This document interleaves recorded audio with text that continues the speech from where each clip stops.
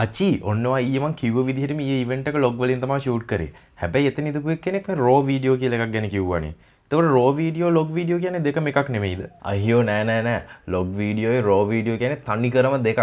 ಜಾති දෙකක් ඒක. ඉතින් එහෙම වෙන්න බෑනේ. ඔය ලොග් වීඩියෝ එකේ රෝ වීඩියෝ එකේ දෙකේම එක වගේ ෆ්ලැට් කලර් එකක් එළියට එන්නේ. ඉතින් මං හිතුවේ දෙකම එකක් කියලා. හරි අහන්නකෝ.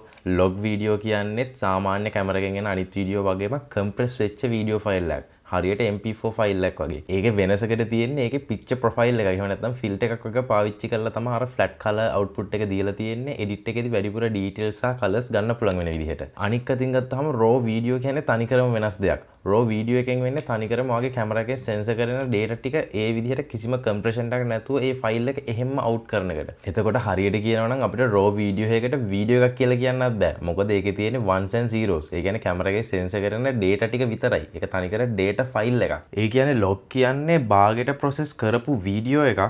එතකොට රෝ කියන්නේ එහෙම ප්‍රොසෙස් කරපු නැති නිකන් data ෆයිල් එකක් කියලාද? හරියට හරි.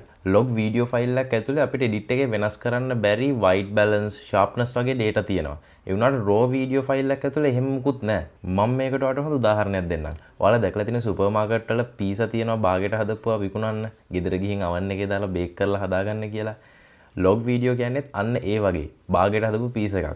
හැබැයි රෝ වීඩියෝ එකක් කියන්නේ තනිකරේ පීස් එක හදන්න ඕන කරන ඉන්ග්‍රීඩියන්ට් ටික. පිටි ටිකයි, තක්කාලි, කැරට්ද මොනවාද මස්ද අරවා මේවා අන්නේ ඉන්ග්‍රීඩියන්ට් ටික දෙන කොටස තමයි තනිකර රෝ වීඩියෝ එකක් කියලා කියන්නේ. ඉතින් ඔයාලට 128GB වගේ RAM එකක් නැත්නම් ඔයා රෝ වීඩියෝ එඩිට් කරන්න යන්න එපා. ඔයයි කම්පියුටරේ පොඩ අඩන්න ගනි. ඉතින් මේ වගේ තවත් දේවල් දැනගන්න දැම්ම කොකනට් චීමාව ෆලෝ කරලා තියාගන්න.